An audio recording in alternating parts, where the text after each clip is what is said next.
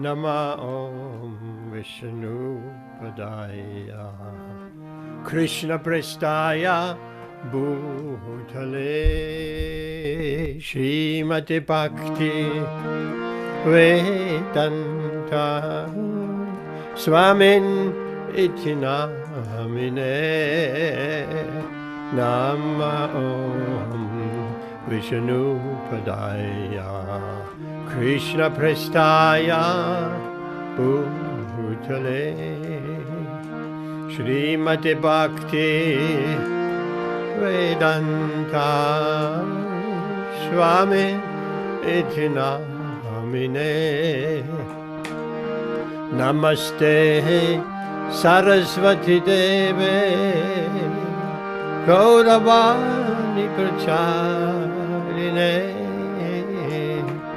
Nirvishesha Shunyavadi Paschatyanisha Dharine Namaste Saraswati Deve Gauravani Pracharine Nirvishesha Shunyavadi Paschatyanishatharine Shri Krishna Chaitanya Prabhu Nityananda Shri Advaita Gadadhara Shri Vasadi Gaur Bhakta Vrinda Jaya Shri Krishna Chaitanya Prabhu Nityananda Shri Advaita Gadadhara Shri Vasadi Gaur Bhakta Vrinda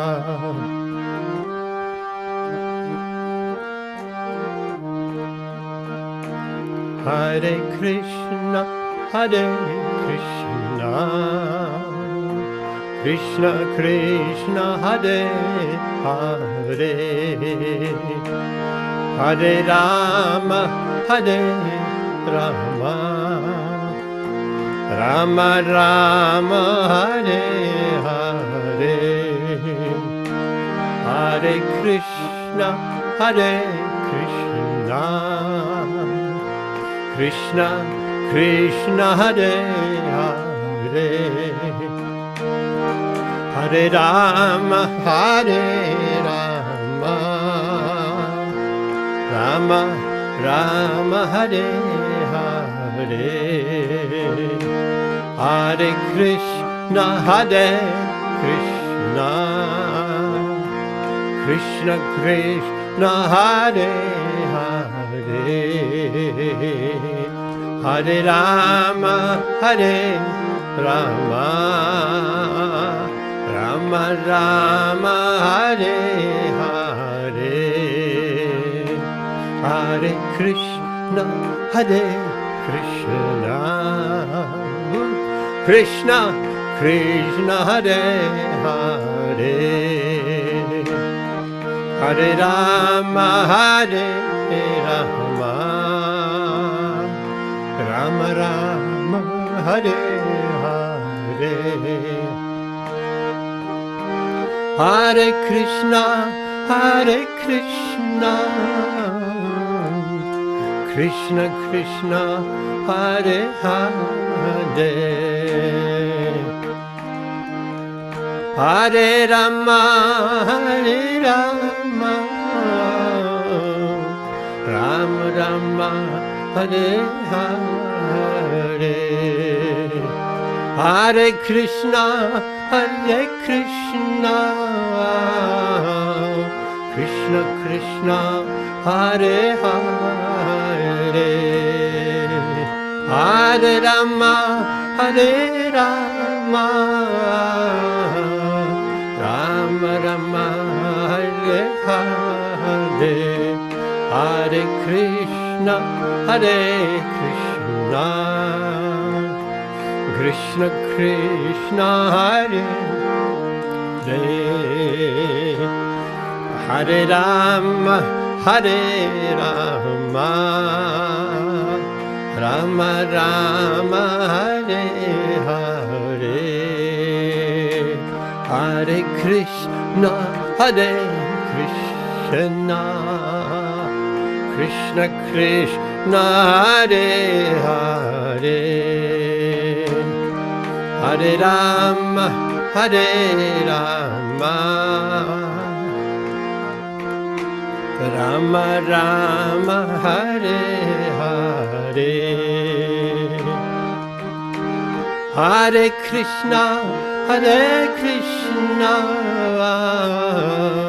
Krishna Krishna Hare Hare Hare Rama Rama Rama Hare Hare Hare Krishna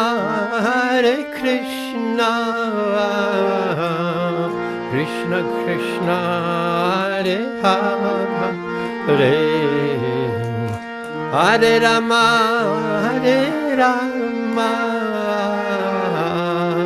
Rama Rama Hare Hare Hare Krishna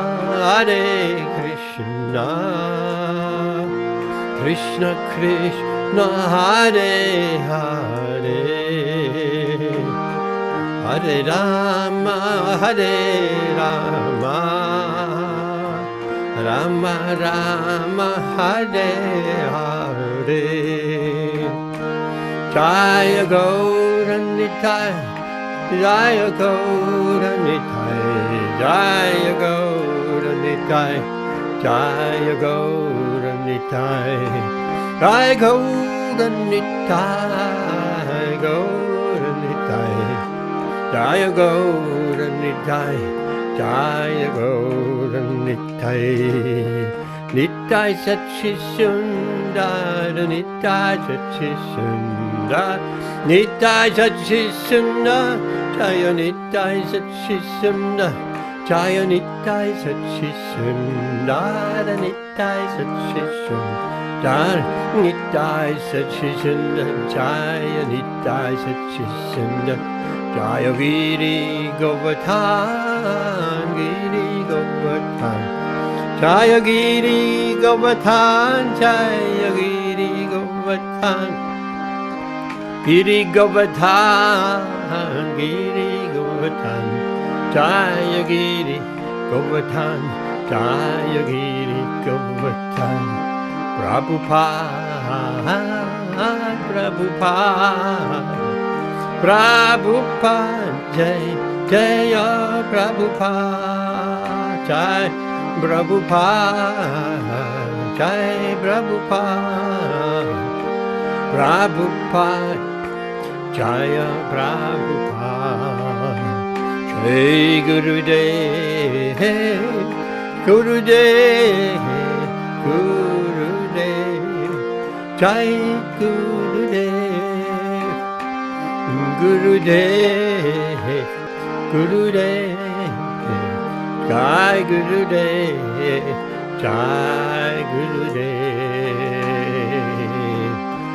Vanchakalpatarubhyascha Kripa Sindhubhya eva cha Patitanam Pavanebhyo Vaishnavebhyo Namo Namaha Vanchakalpatarubhyascha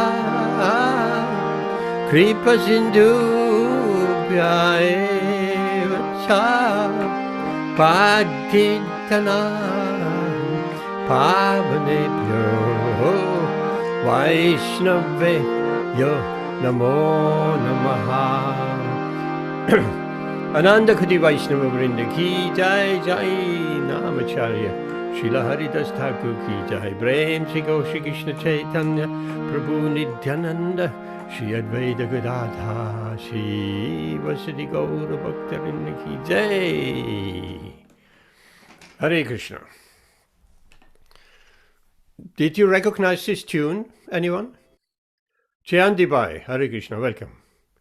Amrita Radhe, Ritu and Ami, did you recognize that tune, that Hare Krishna tune? Does that remind you of something? Who can say? Oh no, Prabhu. Yeah. Maybe you can repeat. Huh? Hare Krishna, Hare Krishna. Where did you hear that tune?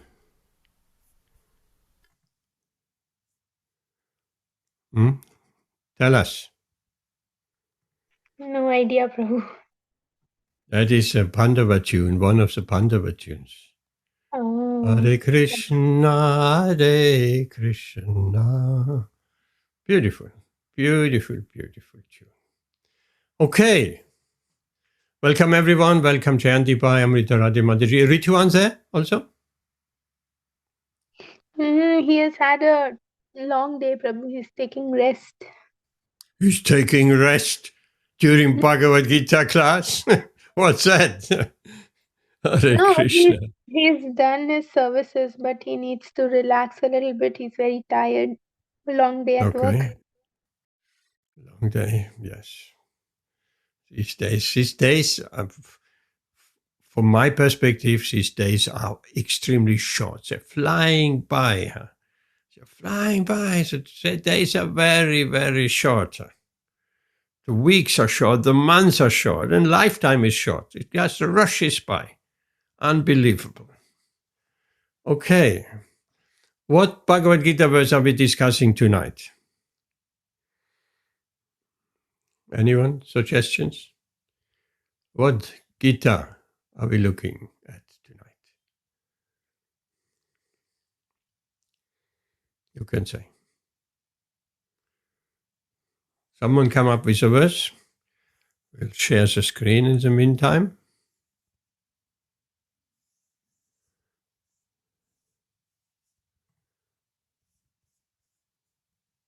Do I have to call someone out?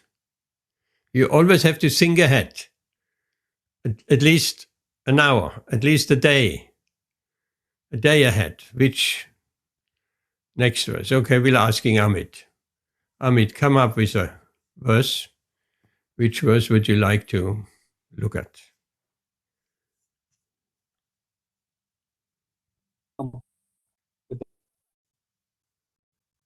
Can't hear you.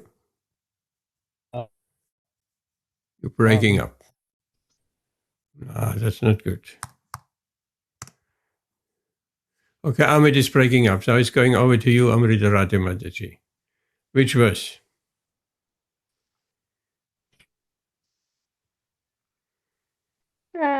Just a minute, Prabhuji. Give me just...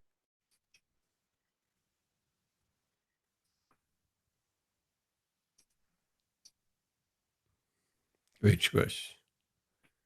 Have we done Yuktahara Viharasya? No. Which verse is that?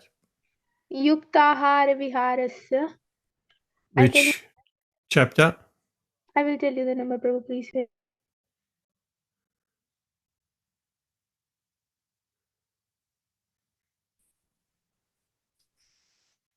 4th chapter, 17th verse. Which chapter? Chapter 4. 4:17. That's right. Karmano yapi pothavyam. Is that right? No, Prabhu. No. Yukta. Should I search for Yukta? Yukta.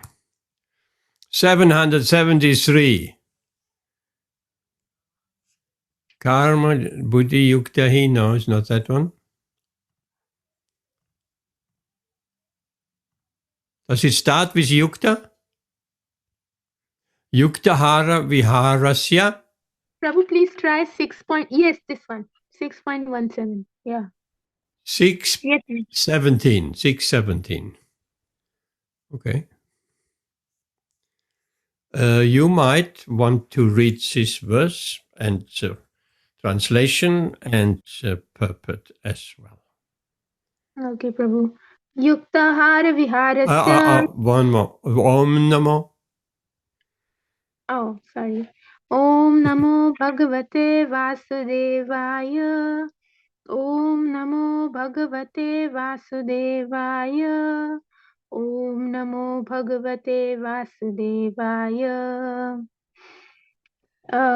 So this is 6.17. Yuktahara viharasya yukta chestasya karmasu yukta swapravabodhasya yogo bhavati dukhaha. Translation: He who is regulated in his habits of eating, sleeping, recreation, and work can mitigate all material pains by practicing the yoga system. Beautiful. Extravagance in the matter of eating, sleeping, defending, and mating, which are demands of the body, can block advancement in the practice of yoga. As far as eating is concerned, it can be regulated only when one is practiced to take and accept prasadam, sanctified food. Lord Krishna is offered according to Bhagavad Gītā vegetables, flowers, fruits, grains, milk, etc. In this way, a person in Krishna consciousness becomes automatically trained not to accept food not meant for human consumption or not in category of goodness. As far as sleeping is concerned, a Krishna conscious person is always alert in the discharge of his duties in Krishna consciousness, and therefore any unnecessary time spent sleeping is considered a great loss. Avyartha kalatvam. A Krishna conscious person cannot bear to pass a minute of his life without being engaged in service of the Lord. Therefore, his sleeping is kept to a minimum. His ideal in this respect is Srila Rupa Goswami, who has always engaged in service of Krishna and who could not sleep more than 2 hours a day, and sometimes not even that. Thakur Haridas would not even accept prasadam nor even sleep for a moment without finishing his daily routine of chanting with his beads 300,000 names. As far as work is concerned, a Krishna conscious person does not do anything which is not connected with Krishna's interest, and thus his work is always regulated and is untainted by sense gratification. Since there is no question of sense gratification, there is no material leisure for a person in Krishna consciousness, and because he is regulated in all his work, speech, sleep, wakefulness, and all other bodily activities, there is no material misery for him. Thank you very much, Amrita Radha Mataji. Hare Krishna, beautiful verse. Thank you very much.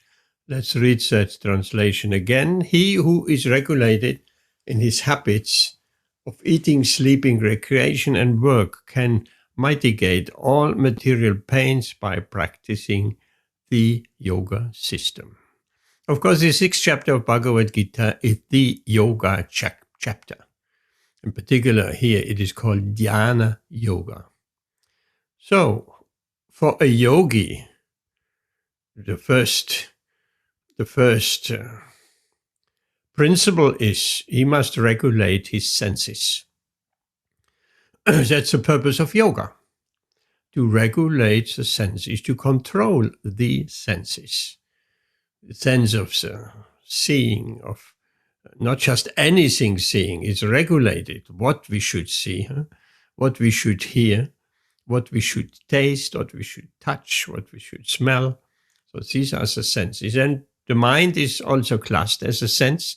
What we should allow the mind to contemplate, because it is not just anything what it comes to my mind. Well, we are. With the intelligence is higher. Bhumi Aponalo, Vayu, earth, water, fire, air, ether. Mind, intelligence. It goes higher and higher. After the mind is the intelligence. So we cannot control the mind with something lower. The mind has to be controlled with something above him, which is intelligence. So by intelligence, we can control the mind. Not just what comes in our mind that comes on our tongue. No. there is a space in between the mind and the tongue, and that is called, it's a joke, kind of. That is a space in the head. But some people, whatever comes into their mind, immediately says, speak it out. So that is a very uncontrolled tongue. We have to be careful, consider. In the mind, yes, so many things coming into the mind. And to let every thought what's coming to our mind, to speak it out. Even it may be the most rubbish speculation and polluting other people's hearing capacity. So that is not a good idea. At least we should control our tongues, that we only speak what we want to speak, namely Krishna Katha, Krishna conscious topics, anything related to Krishna. Even, in fact, everything is related to Krishna, but we have to make a conscious effort of relating it to Krishna. Everything is already related, everything, because everything we could possibly talk about, everything what we can see, what we can touch, and smell and taste through our senses, whatever we can perceive through our senses, that is. I muted you, Amit, if you don't mind. Whatever we perceive through our senses, that is coming into the mind. So we have to regulate that and not let it come on our tongue. And speaking about these things, these external things, of this material world. One of the qualities of the 26 qualities of a devotee. One is a devotee is very grave. Very grave. Doesn't mean a devotee can also be very, very funny, of course. Srila Prabhupada told us many jokes. Beautiful. And stories and so on. And when Srila Prabhupada used to laugh, his whole body was shaking. Such a laughter. We will have never heard such a laughter as Srila Prabhupada.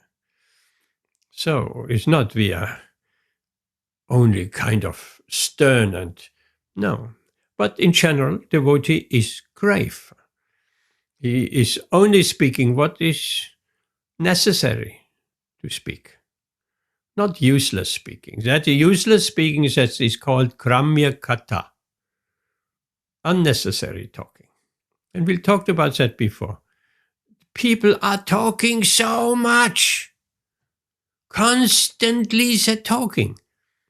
And not only people, the animals are talking constantly. The birds are constantly talking, question, answer, talking. The crows are talking.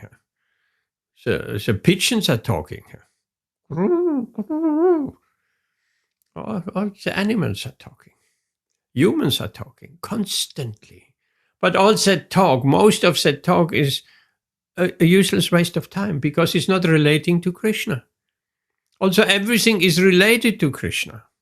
Everything, what we can see with touch, smell, hear, it's all related to Krishna because this is a material energy. All these objects, from the chair to the desk to the computer to the microphone, all these objects are made out of material energy. And this material energy comes from Krishna. So already everything is related to Krishna. But the problem is we don't see it as related to Krishna. That's a problem. We don't perceive it. Why don't we perceive? Not only once a week or once a day for 5 minutes, 10 minutes, an hour, or while we chant our rounds. Now, why we don't see everything related to Krishna 24/7? Why not? The answer is because we want to separate it from Krishna so we can fulfill our lusty desires. We can enjoy it without Krishna, not knowing that we can enjoy it 1,000,000 times more with Krishna. This microphone right in front of me. If I sing some Bollywood songs in this microphone, the microphone is used without Krishna, right? And that is going on everywhere, all over the world. People sing love songs and this song and this song. We are not interested. Devotees, Vaishnavas are not interested in love songs, mundane love songs. Why? They have no value, sentimental value, coming and going. Today I love you, tomorrow I have fallen out of love. Fallen into love, falling out of love. Actually, it is said we're not falling into love as devotees. We're rising into love. We're rising into love of Krishna. That is an object of our love, the most lovable object. So, if we relate everything to Krishna, these microphones, then we don't just talk nonsense singing love songs, but then we talk Krishna Katha. We talk about Krishna.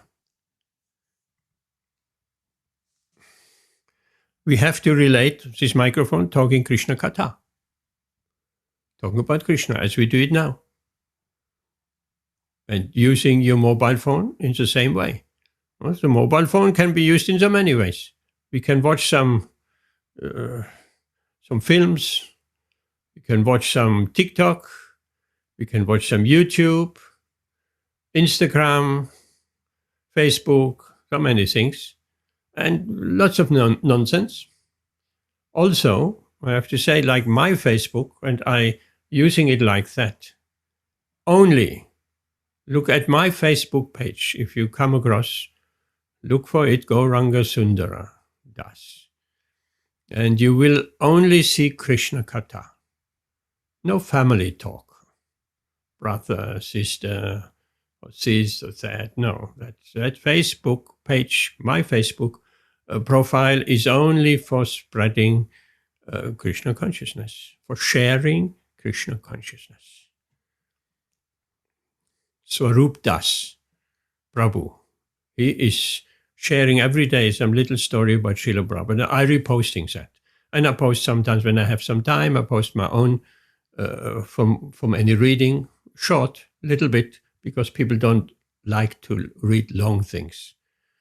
So that's preaching also. If we cannot go preaching out on the street, door to door, and so on. So we're preaching internet. Just put up a Facebook profile and just Krishna Katha, beginning to end. So everything is related to Krishna, but we need to make a conscious effort of relating it. There's only two ways. If we don't relate it to Krishna, we exploit the material energy for sense gratification, which is pulling us down into the illusory energy, into Maya. Or we're relating everything, some people say dovetailing. So we're relating everything to Krishna. And then it can be used in Krishna's service. So this is the senses. What about the mind? We can also, the yogi is also controlling the mind. Don't let just anything come into our mind. We don't have to we can be trained. The mind can be trained. That's a good question. How we do that? That generally our experience is that things just coming into the mind from nowhere. From nowhere they're coming and we have no control, just flowing. All kind of thoughts and all kind of visions and feelings and thinking and this and that. It just comes from seemingly nowhere. Well, it doesn't come from nowhere. It comes from our engagement in the material field, and it comes from our contemplation of material sense gratification, of material objects, which we take away from Krishna without thanking him, without acknowledging him. We just take it for granted. That is for me to enjoy. This world, I'm born in this world to enjoy with a senses, with the eyes, with the tongue, and so on. I go to the restaurant. It is I pay for it. I worked very hard for it. In fact, none of that is true. Without Krishna's sanction, we cannot do anything. And it's his energy. The material energy is his energy. The food is his energy. The fire which cooks the food is his energy. Everything. If we don't appreciate and thank Krishna, how do we thank Krishna? Or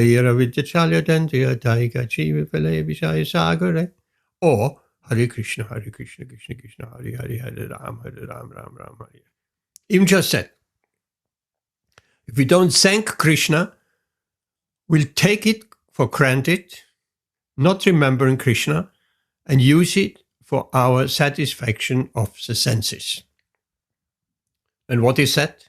What is that called? That is called stealing. We are thieves. If you use your neighbor's car for the satisfaction of your senses, he has a nice sports car and the keys are in, and you just, oh, very nice, that is for me to enjoy. And you're sitting in the driver's seat and you drive it from his garage or from his driveway, then we are a thief. The police will punish us. We are a thief. We would not think of taking the neighbor's car and using it for our happiness, sense gratification. So, but with Krishna, we're using Krishna as energy, we don't care. We think the whole world is thinking, that world is here for my enjoyment. Let me enjoy to the max, as much as I can. Life is short, so let me enjoy, let me take advantage. Never mind if someone else is put down, if I have to step on someone's head figuratively in order to step higher. People are ruthless. Not all people.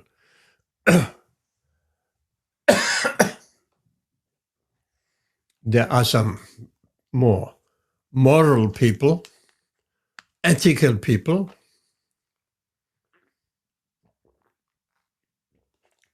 but this is more and more rare.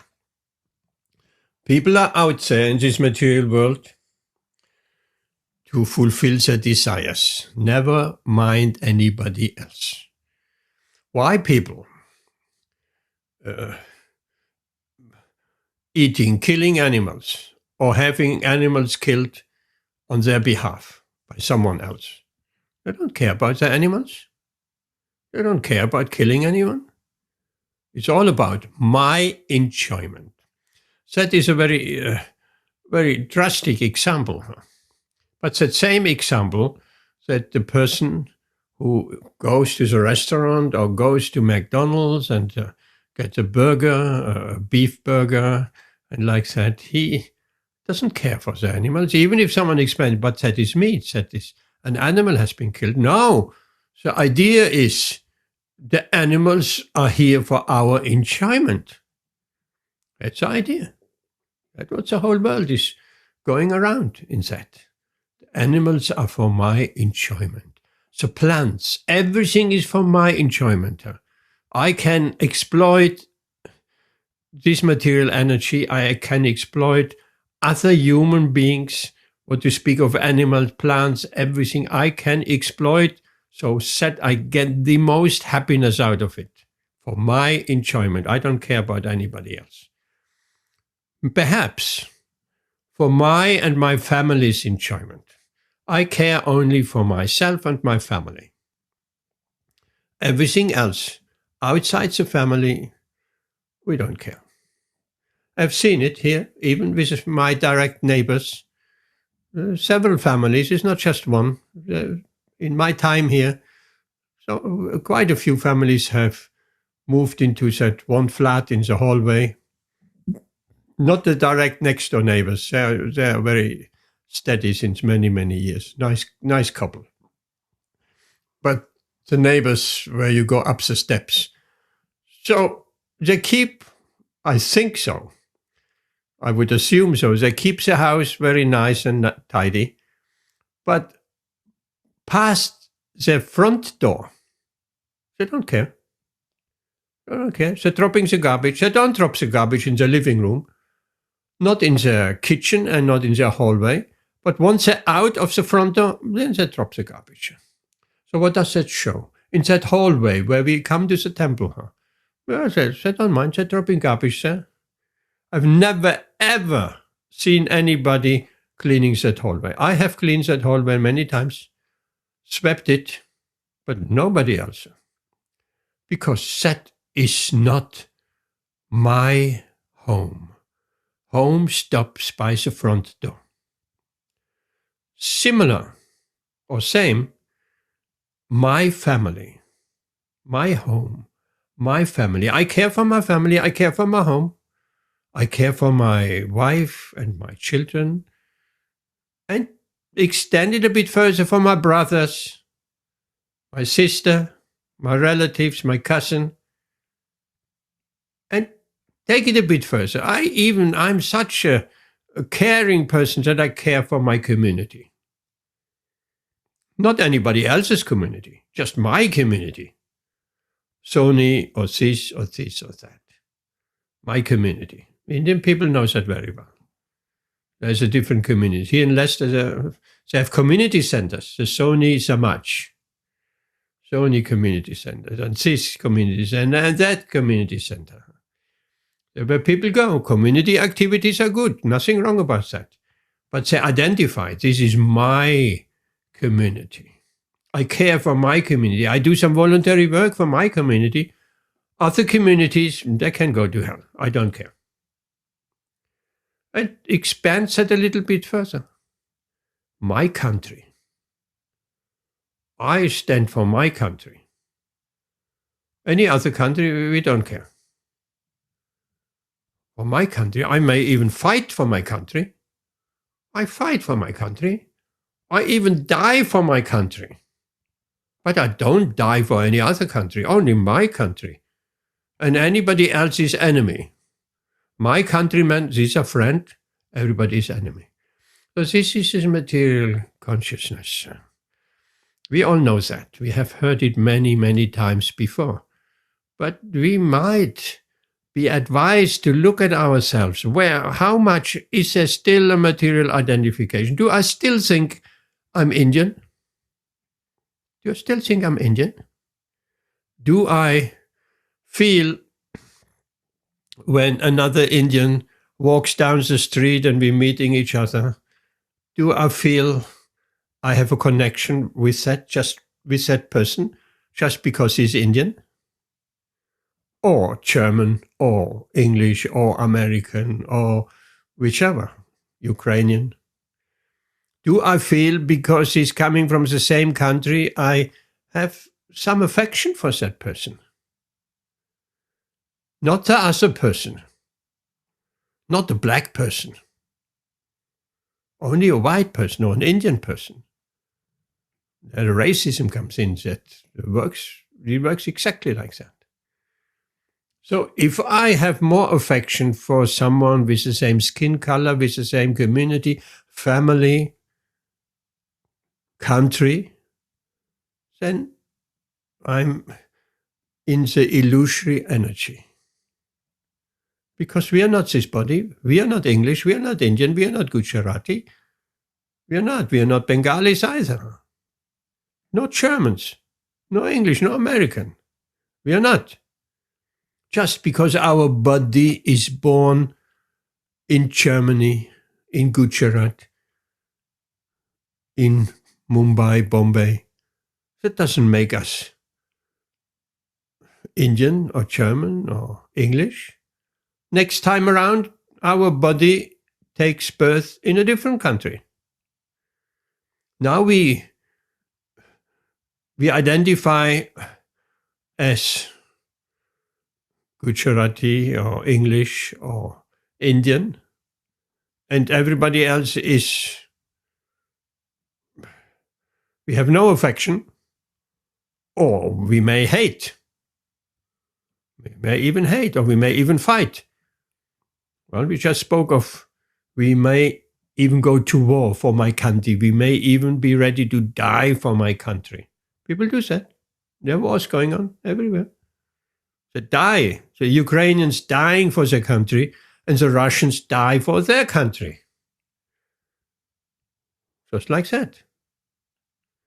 And next time around, the Russians, so much hating and fighting the Ukrainians, next time around, they will take birth in Ukraine. And the Ukrainians, they're so much hate and fight the Russians, next time around, that they be shot in the war, they take another birth as a Russian. So the Russian becomes a Ukrainian, the Ukrainian becomes a Russian. Just like that. That's going on. And they have forgotten. Now they hate the Russians, but they have forgotten. Last time around, they were actually Russians. Funny world. It's that. These are the facts of life. So, we can check ourselves. How much is there still left? Like the gentleman walks down, he's Indian, we feel a little bit more affection than the Polish person walks down the road. Or the Somali person walks down the road. Or the black person from Africa walks down the road. So we feel affection for that person because of same skin color and culture and less affection for someone else. But we are spirit soul. We are spirit soul. We are neither Indian, we are neither German, English, neither male nor female, neither belonging to this family, this community, this country, nothing of that sort. We are spirit. Spirit has nothing of these attributes. And as spiritual soul, spirit souls, we are all equal. We are all brothers and sisters. Amazing. We are all brothers and sisters, so to speak. Not even sisters, because we are not male and female, but we could say, just for better understanding, we are all brothers and sisters. We love our brothers and sisters. But on the spiritual level, we are brothers and sisters to everyone. So if someone actually becomes Krishna conscious through practice of yoga system, as described here, or through the simple process of chanting Hare Krishna and the Krishna conscious process, we come to a point in our spiritual development, our spiritual journey. We are on a spiritual journey. Everybody here tonight and everybody else who is not here tonight also, they're all on a spiritual journey. Unfortunately, most people, their journey takes them down,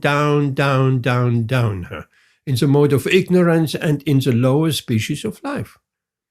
Most people will take birth in the animal kingdom next time around. There will be lots of animals. But not only this planet, other planets, and yes, will be born in the animal species. Because their spiritual journey, actually upwards journey, towards the light, has not even begun. All what they're practicing, all what they're doing is just satisfying their senses, as we have just analyzed.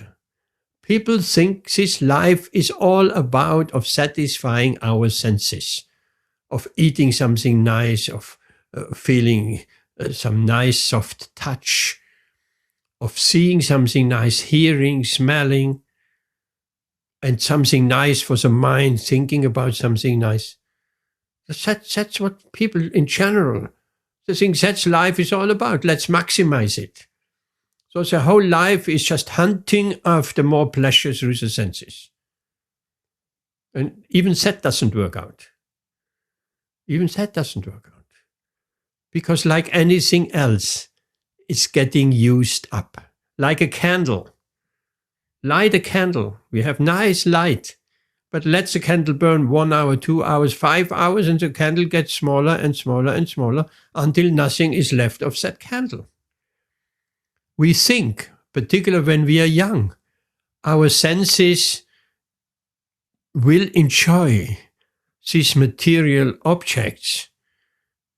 Material object means something, some form for the eyes, some pleasing form. For men, it's a beautiful woman, and for woman, it's a man. So that form we enjoy with the eyes, taste with the tongue, touch with the skin, smell with the nose, sound with the ears. So that's what everybody thinks life is all about, of maximizing their pleasure. Nobody, at least not in a younger age, has any idea or believes that the senses are going to be used up like a candle, like a matchstick which burns down. The senses are going to be used up. Everything in this material world is deteriorating, is getting used up, like we're driving with a car.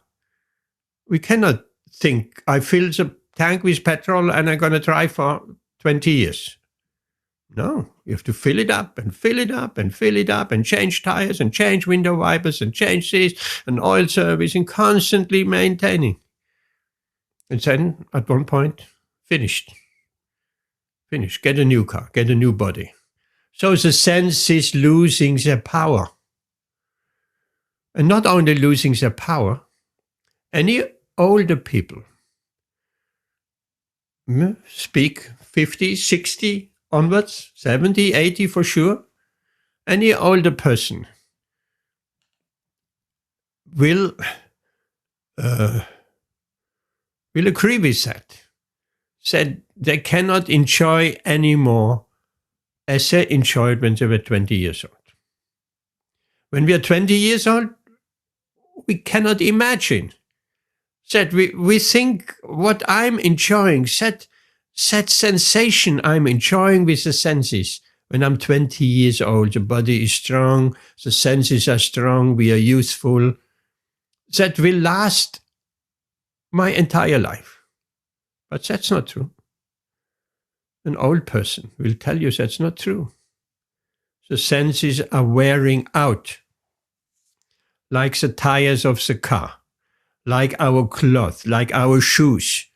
After years of walking with the same shoes, there will be holes at the bottom of the shoes.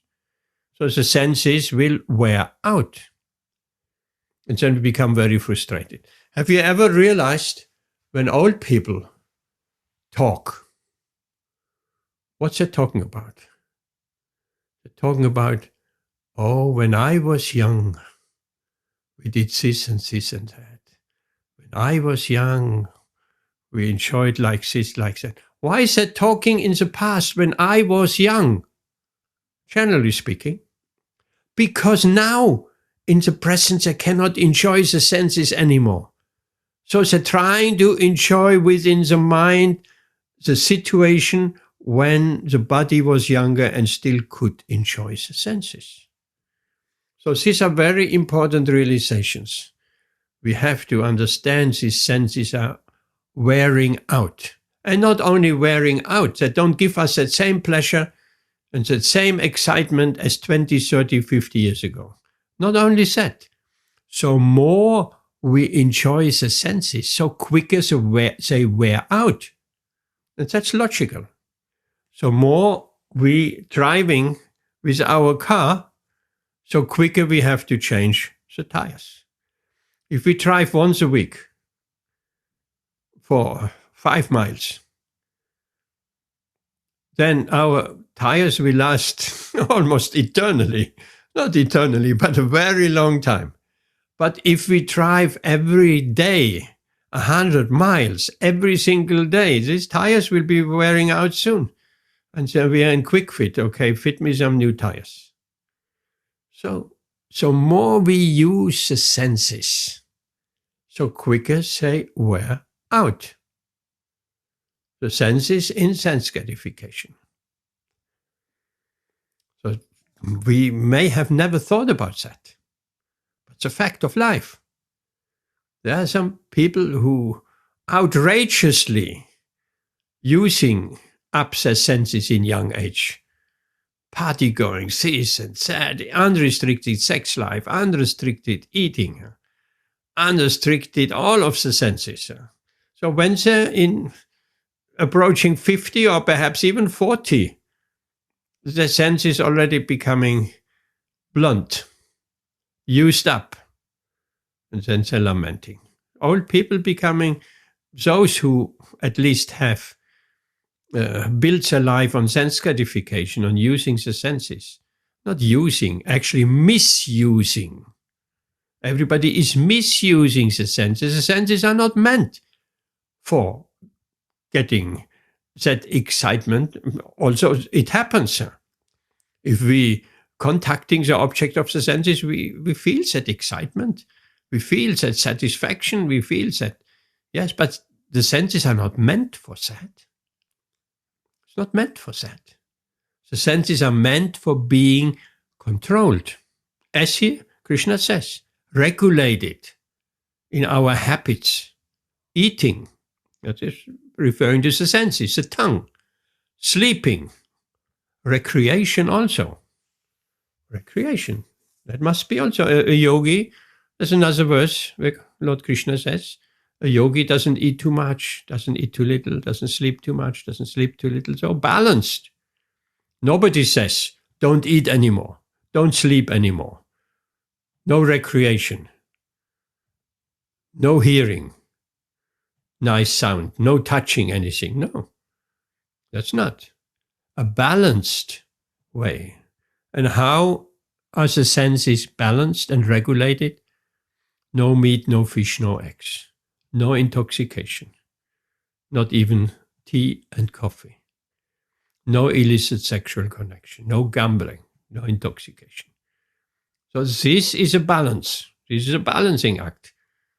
Not, it says, don't eat at all. No, eat, but only Krishna prasadam. Like that. So this is the challenge. Mitigate, such a yogi can mitigate all material pains by practicing the yoga system. So pains can be mitigated in this way. So here Srila Prabhupada speaks of extravagance. That's what people do. They have no limits. They don't want to regulate their senses. So opposite. They want to enjoy as max to the max. Because they think that is a goal of life, to enjoy the senses to the max. So extravagance, that means to the max. It's a matter of eating, sleeping, defending, mating. All the demands of the body. So one cannot advance in yoga practice with such a mentality. And here Srila Prabhupada makes a point. The tongue gets regulated by only accepting sanctified food. Tongue has two functions, we know that. Vibrating and tasting. Vibrating, not just any and anything, any gossip, any Gramya Katha. No, Krishna Katha. Speaking about Krishna. Or at least making in our mind that connection with Krishna. Consciously. That means Krishna consciousness. Being conscious at any moment when we use our senses. The devotee, the yogi, is using the senses. How is a devotee using his senses?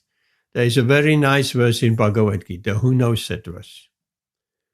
How are we using our senses? Like, there's an animal comparison. Who can say? Amita Radha Mataji? It comes to mind?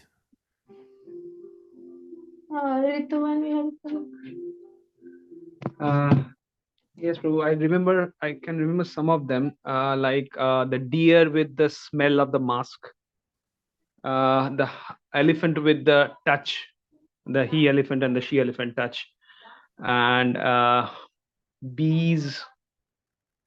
These two I remember. Yes, that is an attraction. That is attraction. Every animal, and also we, have a favorite sense. Particular animals, actually not we have. Every animal has one sense is particularly strong. Like the vulture. He has his small eyes, but he can see a carcass from miles away. We couldn't. We would need a telescope or binoculars or something. But the vulture has, his sight is highly developed. He has all the senses like we, but his sight is very, very developed. Elephant, yes, he's attracted by the female elephant. And so on. But we are in a much more worse condition because our senses are all strong. Not only one sense is very strong. The dogs, what sense is very strong with a dog? Amit?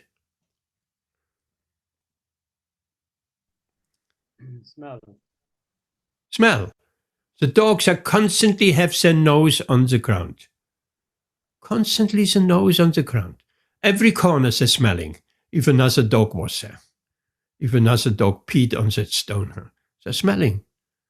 The dogs don't have, oh, that's a bad smell. For us, we smelling some urine. Oh, a horrible smell. For the dog, very nice. That's a dog. And when two dogs are meeting, where do they smell? They're smelling their buttons. Disgusting. Can you imagine? We're taking the body of a dog. We have to have our nose constantly down there on the ground. On every corner we're smelling where another dog was peeing. We're smelling another dog at the bottom. That's the first thing. The dog smelling each other's bottom. So that is highly developed. Therefore, we have some dogs, they can follow a certain trail. They have such a sensitive nose. So the nose is highly developed. The vulture's eyes are highly developed. And our senses are all equally developed. So, Ridwan, that what you just said, that is attraction of the different animals. What I'm looking for is how is a devotee using his senses.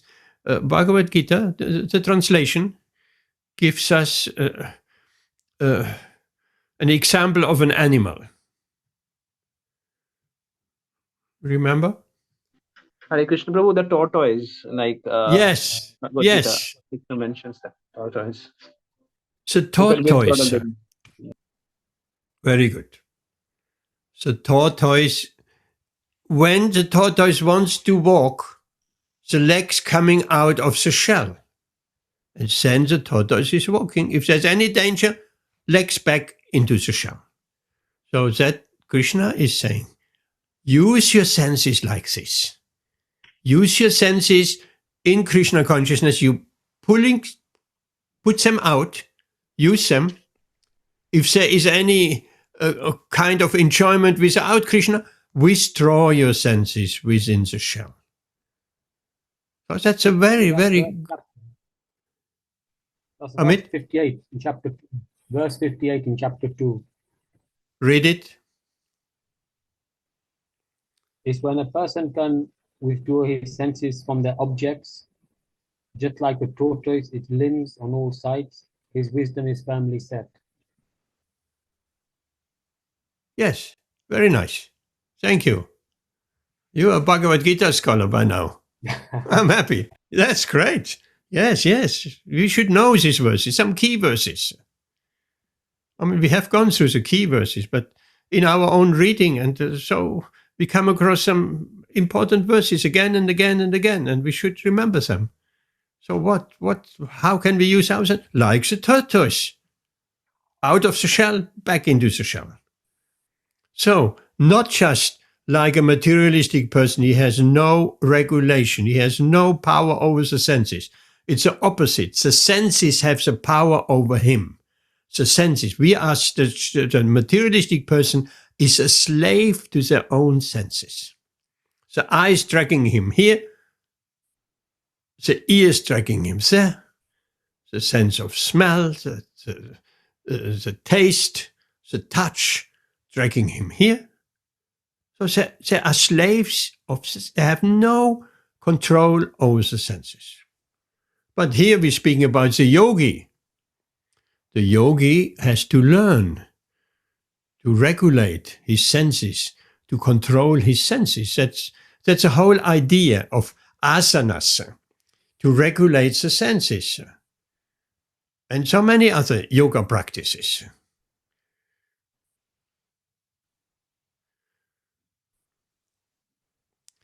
In this way, Srila Prabhupada writes, the person in Krishna consciousness becomes automatically trained not to accept food which is not meant for human consumption, or not in the category of goodness. That's also an important point. Sometimes people say, why don't you eat onions, mushrooms, garlic? Because they're not in the category of goodness. First of all, Krishna only accepts food in the category of goodness. Vegetable, fruit, grains, milk. Like that. So, goodness food. As far as sleeping is concerned, yes. That's a very interesting story there. Srila Prabhupada says, the spiritual master never sleeps. That's amazing. He said so. Actually, the spiritual master never sleeps. So, there's a little story to that. I've told that before. You may remember or not, or maybe you weren't there. Srila Prabhupada was on his bed, seemingly sleeping. He was never really deeply sleeping. He was resting. Whenever Srila Prabhupada, and we know that from Srila Prabhupada's servants, whenever he woke up, he was never kind of groggy. Sometimes when we wake up, we have been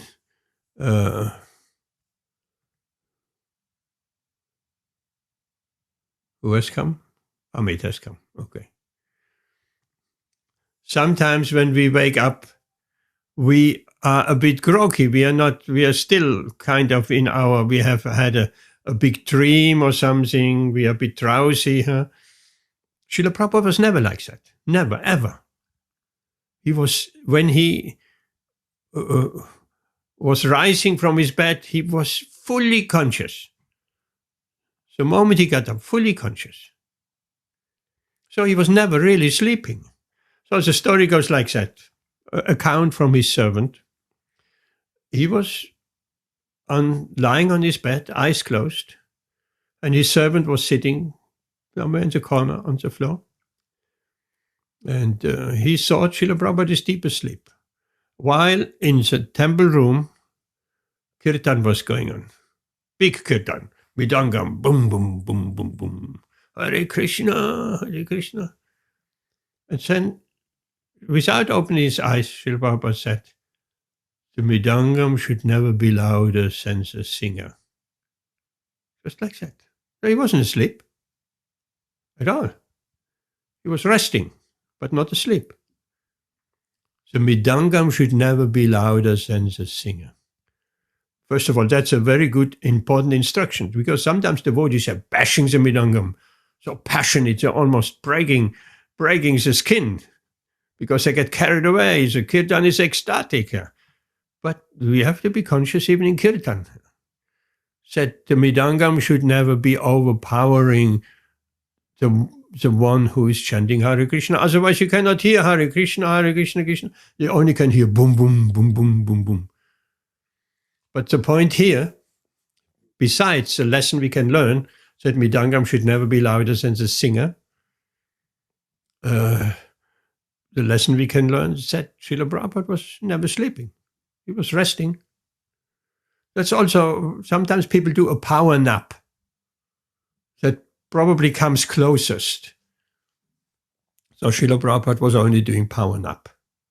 We only did power nap for 4 hours anyway. And here the example is given of Rupa Goswami. 2 hours power nap. And sometimes not even. But of course we cannot imitate, and we should not imitate, because it will backfire. We are not at that stage of Krishna consciousness where we imitate. We never imitate the spiritual master or advanced devotees. We're following in their footsteps. There's some people they imitate. They're smoking ganja, marijuana, hashish, cannabis. They're smoking with the argument, Lord Shiva is also smoking, so it's okay. If Lord Shiva smokes ganja, then I can smoke ganja.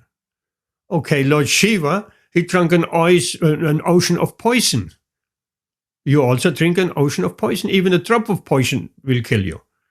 So they just pick and choose. That's what people do. So pick and choose. Even in Bhagavad Gītā, we pick what instructions we like, and those which are a little bit more difficult, we just put them aside. Pick and choose. But Srila Prabhupada tells us, and Shastra tells us, we have to follow all the instructions. We have to come to the point of following all the instructions, not pick and choose what we like. So there is a very nice story which I texted you just a couple of days ago, where Srila Prabhupada is saying, we have to stick to the principles.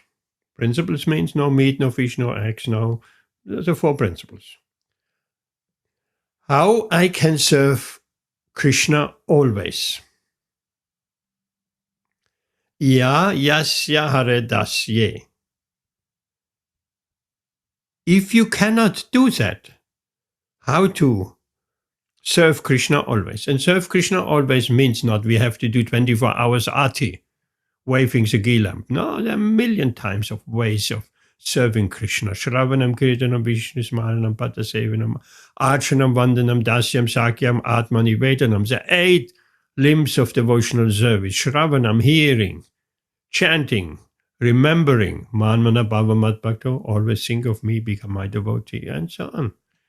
So this, praying, Vandanam, these are the processes, not just with doing the arti, the ritual, so to speak. That is Archanam, deity worship. But that's not the only way to serve Krishna. There are 8 ways. And if we cannot, some devotees, Ambarish Maharaj, the example is given, he engaged in all the 8 processes of devotional service. But Srila Prabhupada tells us if we cannot engage in all, we can engage in 7, 6, 5, 4, 3, 2, at least one of the processes. Shukadev Goswami, he was speaking. Srimad Bhagavatam, he engaged in 1, speaking. Kirtanam. Parikshit Maharaj, he was just listening. Shravanam. Hearing.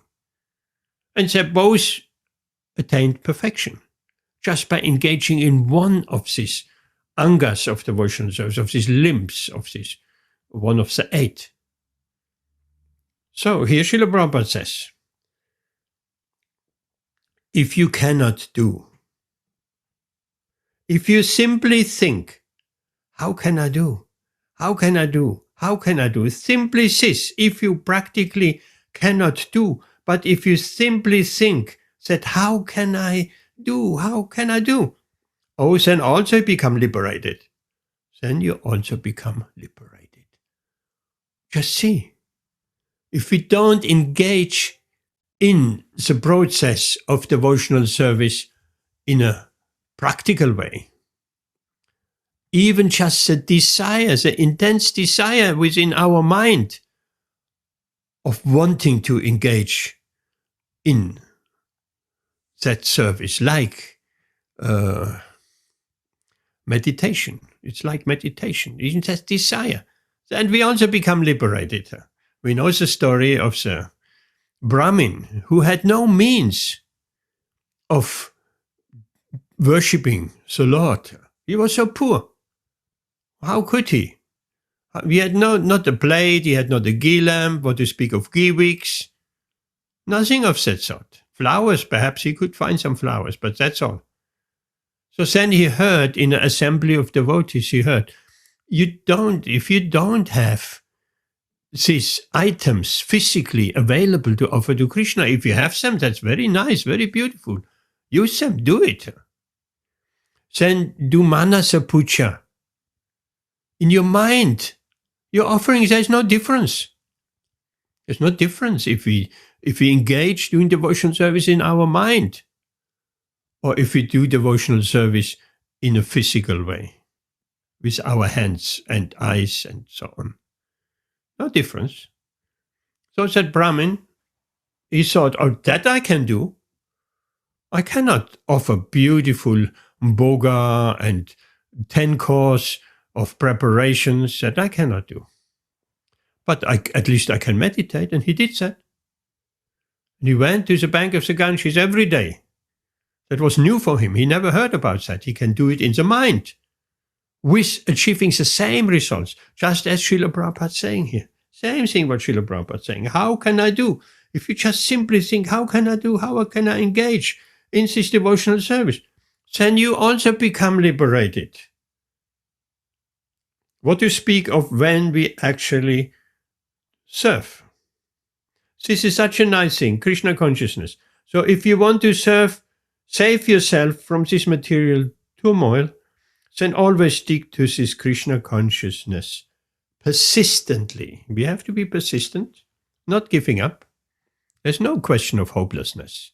We'll achieve the supreme goal, but we have to be quite determined to achieve it in this lifetime. If not, then we'll have to come back and carry on and on and on and on. So that Brahmin sat down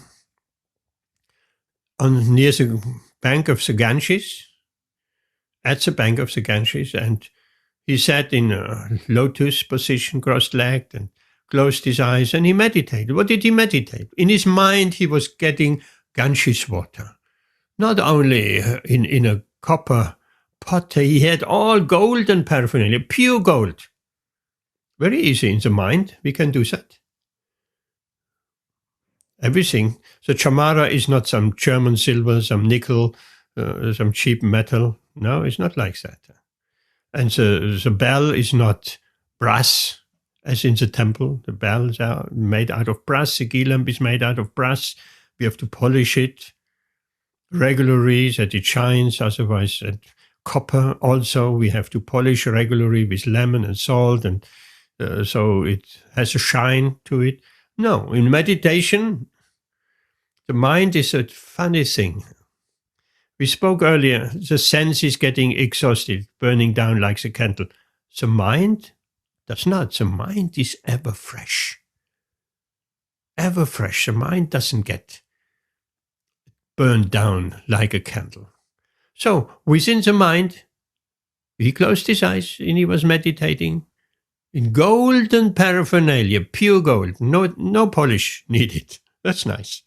Golden paraphernalia. You never need to polish anything. Golden, pure golden paraphernalia, not just plated, gold plated. No, pure gold through and through. The ghee lamps, the bells, the plate, the flower plate, everything was pure gold. So he did all that within his mind, in his meditation. Of course, he was sitting in a place where there was no disturbance. Not kind of suddenly his wife comes and, what are you doing? Have you done the shopping? No, not like that. He was sitting undisturbed. Like a yogi would also sit, going to the forest, like Bharat Maharaj, and meditate, not to being distracted. Still he got distracted, unfortunately. So, and when it came time, any puja is not complete if you don't offer any food. So he prepared nice food stuff and offered it to the Lord. And he did that manasa puja for many days and weeks and months even, for a long time. And one day he had prepared within his mind some sweet rice. And sweet rice is usually not offered hot. It has to Amit, you are like a yo-yo tonight. You're in and out. In and out. Stay. Your internet is going crazy, I think, yes. So, that sweet rice, hot sweet rice, you will burn your lips. It's not nice. And he was offering to Krishna. So he wanted to make sure the sweet rice has cooled down. Cooled enough that Krishna can taste it. Would be horrible to have hot sweet rice and Krishna burns his fingers, his mouth. So in his meditation, he touched the sweet rice with his finger. And the sweet rice was still very hot. And he burned his finger. In meditation, in his manasa puja, he burned his finger. And by that sensation of burning the finger, he woke up of his meditation. He disturbed. His meditation broke.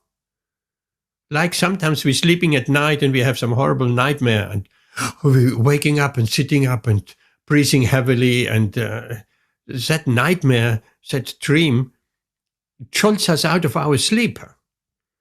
We are full awake.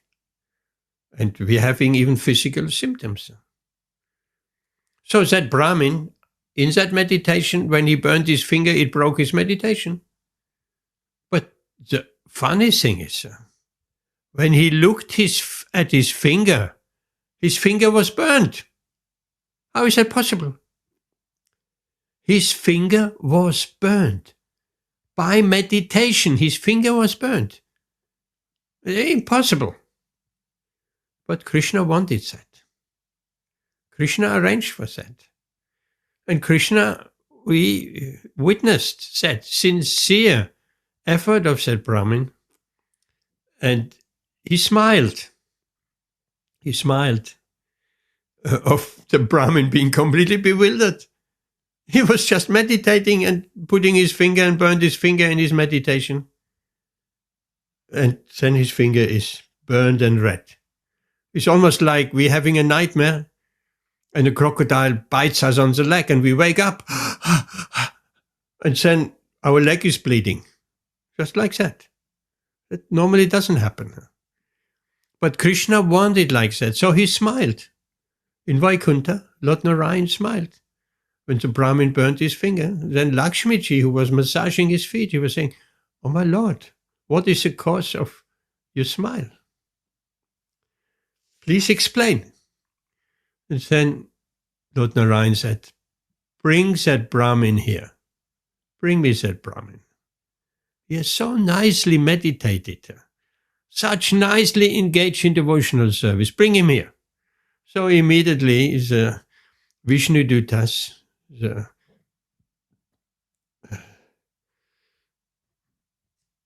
Vaikuntha Basis, they dispatched a UFO, a flower aeroplane, down to the bank of the Ganges in no time. It's not like we take 10 hours to travel to America, 5, 6, 8 hours to India. Not like that. In an instant. And the spiritual energy, things happen in an instant. When Lord Narayan, Lord Vishnu says, "Bring me that Brahmin," in an instant, the flower aeroplane was down in front of that Brahmin. And they said, "The Lord is inviting you. Please come with us." Beautiful Vishnu Dutas, four-handed, bluish color, golden helmet on their heads, golden ornaments, golden armlets, ankle bells, all of that, decorated, flower garlands up to the knees. So fragrant flower garlands that the bumblebees were all intoxicated, swirling around those flower garlands. So they invited the Brahmin. Lord Narayan wanted to reward him for his sincere meditation. It took him right back to the spiritual world. And I do believe, I don't remember exactly, but I believe in his very same body. He didn't have to die and leave his body and then enter into Vaikuntha. No, with his very same body, which, if the Lord wants, we can be spiritualized in an instant, turn from a material body into a spiritual body, which looks similar. In fact, once we are in Vaikuntha, we have the same form of the Lord. 4 hands, bluish body, golden helmets, armlets, ankle belts, flower garland, all of that. Holding a mace, a lotus flower, a conch, and a chakra. So,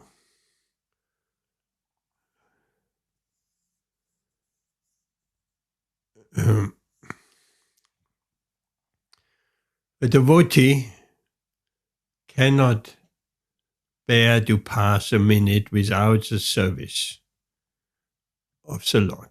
Not sleeping. Spiritual master never sleeps. Rupa Goswami mentioned here. Haridas Thakur mentioned here, also important. He would not accept even prasadam if he didn't have finished his rounds. Once I made a calculation. How 9,900,000, 300,000, sorry. 300,000 names every day. How much is that? 300,000. Give me a minute. I have it written somewhere down. It would be nice to find it. Haridas.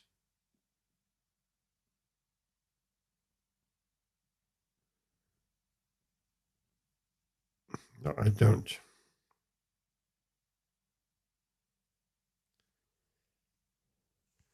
You know, once I had made the calculation. Rituan Amrita Radhamadaji, you have any idea of how much is 300,000 names, not rounds? It would be impossible. Names, like Hare is one name, Krishna, Hare, Krishna, Krishna, Krishna, Hare, Hare Krishna, Krishna, Krishna, Hare, Hare. That's already 8, so 16 names in one mantra, Maha Mantra. So 300,000 names. I think it came. Yes, please. Yeah, bro. 64 means like 1 lakh names. So 64 rounds means like 1 lakh names. So like Haridas Thakur used to chant 3 times that. So I think 3 lakh. That means 3 times 64. That means that many rounds. How many? 192 How many rounds. is it? 192 rounds he used to chant. 192 So rounds. 92 rounds. Yeah. Okay. So if we chant 1 round in 6 minutes, I think he was chanting 1 round in 5 minutes. How long he was chanting? Are you good in math? I have the calculator in front of me. So 192 multiplied by 5 equal 960 minutes. That means 9 divided by 60 means 16 hours. 16 hours. Continuous. What was that? Couldn't hear. Amrita Radha is saying some rounds he was chanting in his mind, so that might be faster. Maybe. No, it's not faster. Yeah. It's not faster, actually. At least not at our stage of devotional service. You make the practice. You do it. Time yourself when you chant. Generally, 10 minutes for 1 round is okay. 7 minutes is ideal. If you very good practice, you can chant one round in 6 minutes. If I'm very concentrated, it takes me 6 minutes. That means 1.5 hours for 16 rounds. Not a big deal. And if you anything beyond 5 minutes for 1 round, you must be really, really sharp and not even once some other thoughts coming in your mind. So chanting in the mind is not that easy. I tried it. I timed myself like that. It actually takes longer at our stage of devotional service. It takes longer because the mind is getting deviated. Just the mind. The mind is wandering off. And even one thought, what you speak of 10 and 20 and 50, 100 thoughts during one round, then that slows down our chanting. You have to chant 5 minutes within the mind, just the mind. You have to be extremely practiced in concentrating the mind and not letting anything else than Krishna's name bounce up and down in your mind.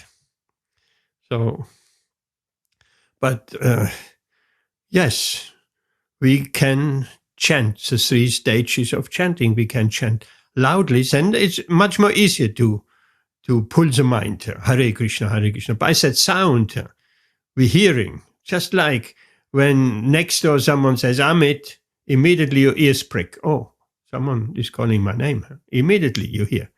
Whatever you were doing or thinking of something, you hear Amit, or Amritarate, or Rituan, or Chayantipai, you hear your name. So immediately, whatever you were thinking of is broken. And you listen. By that sound, your mind is attracted to that sound. So with the sound of Hare Krishna, the mind is kept from not wandering. So therefore, particularly at the beginning, it's recommended, chant loudly.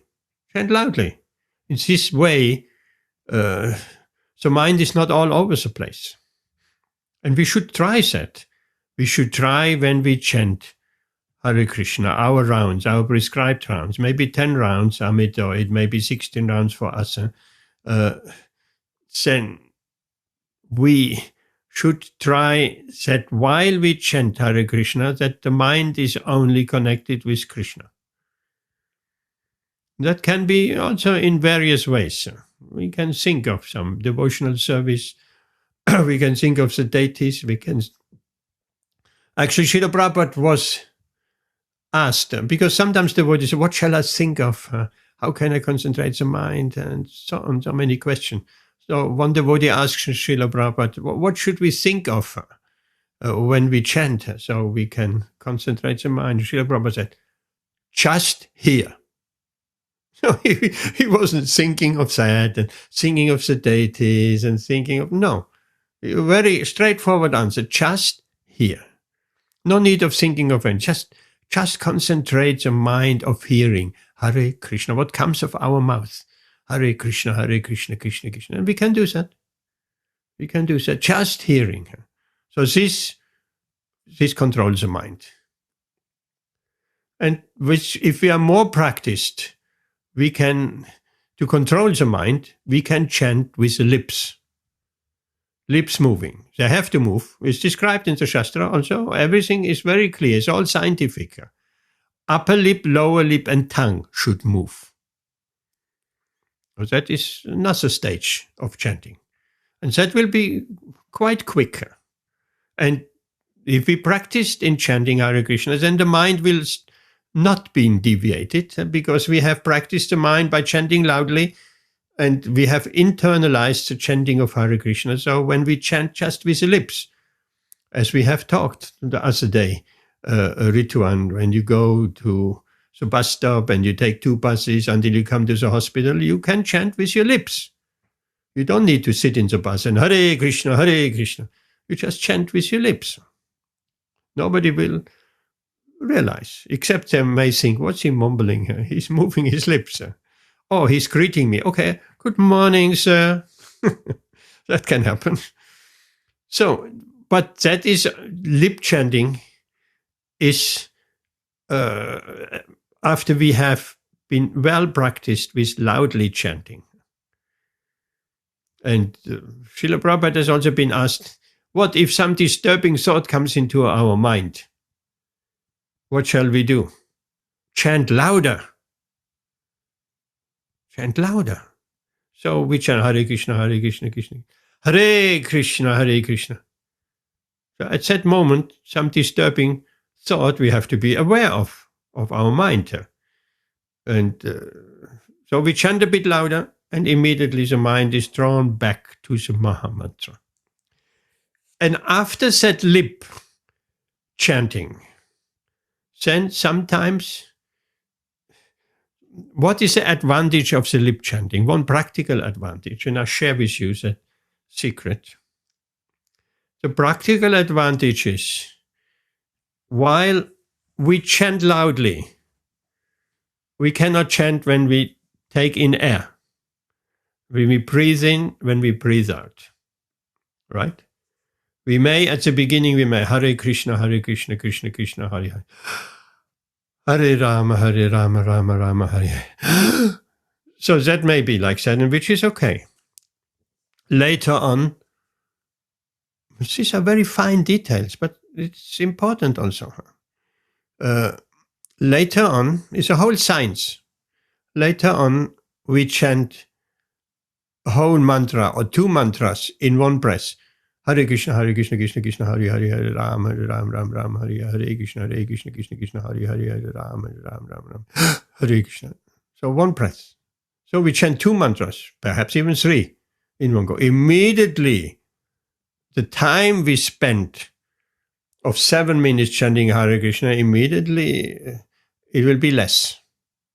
Because if we really calculate how much time we take by breathing in slowly even and out, so that time is cut out. If we just take a quick breather after two mantras. So that's one stage of chanting. Now, when we chant with the lips, try it out. Chant with the lips. Of course, it's important. If we chant with the lips and our mind is all over the place, forget it. Don't chant with the lips. Chant loudly.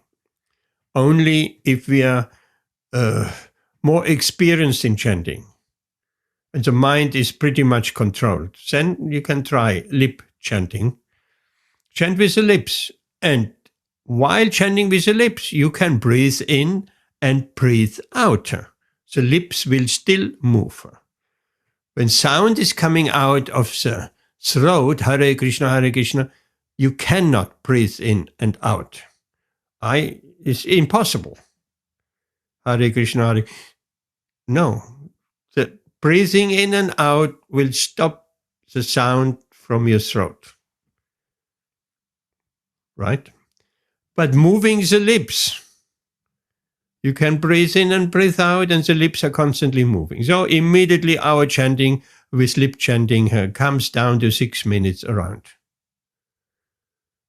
It's not a race of how quick 6 minutes, 10 minutes. It's not about that. That's a side effect.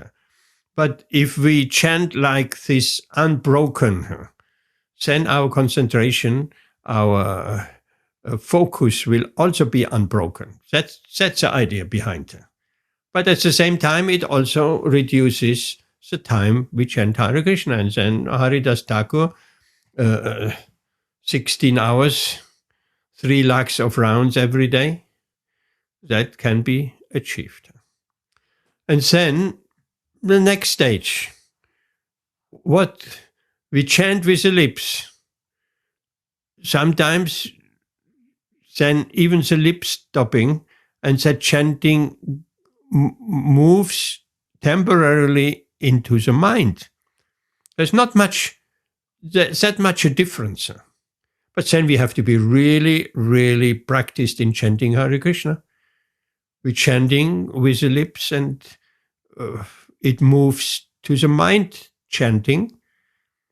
And we are not even aware the chanting goes on. The chanting has to go on. The Maha Mantra is going on, and sometimes with the lips and sometimes without the lips, and then it's the mind, and sometimes some sounds coming out, and then it's from the throat, Hare Krishna. We look at Srila Prabhupada chanting. Sometimes you can hardly hear anything, and sometimes you can hear nothing. So he's also moving from the loud chanting to the lip chanting. And then we can move to the mind chanting, and Only mind chanting, I wouldn't advise that, because for a short moment maybe, the mind chanting, and that works for a couple of mantras, and then come back to the lip chanting. Otherwise, only the mind chanting, the mind will wander. And then japa is slowing down, and the concentration is lost. And okay, these were some secrets shared today, and we're running out of time. And this is a beautiful verse. Let's just see what was there more. That was it, more or less. Everything has to be in Krishna consciousness, regulating the senses, regulating the mind.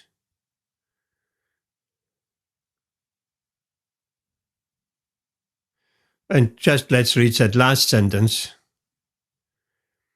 And because a devotee is regulated in all his work, or yogi, speech, sleep, wakefulness, and all other bodily activities, there is no material misery for him. So if we want, nobody wants material misery. If we want to stop any material misery, that's a way, that's a process. Okay, any quick questions? Anyone?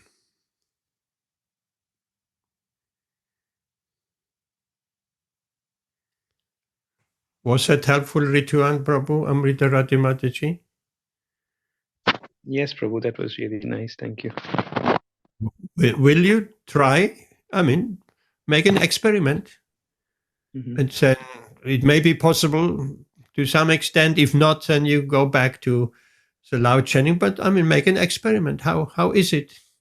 How does it work for me? If I do some lip chanting, will I lose concentration? Or for a few mantras, going to the lip chanting and then going to the louder chanting, try it out for yourself. Yes, Prabhu. By personal experience, we will know. So, any question? Any question? Any quick question, Amit? No, Prabhu, no question. You can also try it out, Amit. Try it out. Yeah. But the safe option is a loud chanting. But if you want to experiment a little bit, then try it out, moving from the mind chanting. In fact, moving from the mind chanting to the lip chanting when you want to breathe, right? Because then you don't lose the time with the breathing. So it's continuously, the mantra is going on. When you need to breathe, you move to the lip chanting, and when you have been breathing finished, then you go into the loud chanting again, audible chanting. That can be tried. Okay, try it out and see how it goes. Let me know. Anything else? I want to remind you again, you went there, Amit, on Saturday. Next week is Pandava Prabhu's funeral. What was the date? On the... No. Pandava funeral, Great Glen. Amit, you know the cemetery, Great Glen? Yes, Prabhu, I know that one. I've never been there, but I mean, we find it by Google or whatever. So at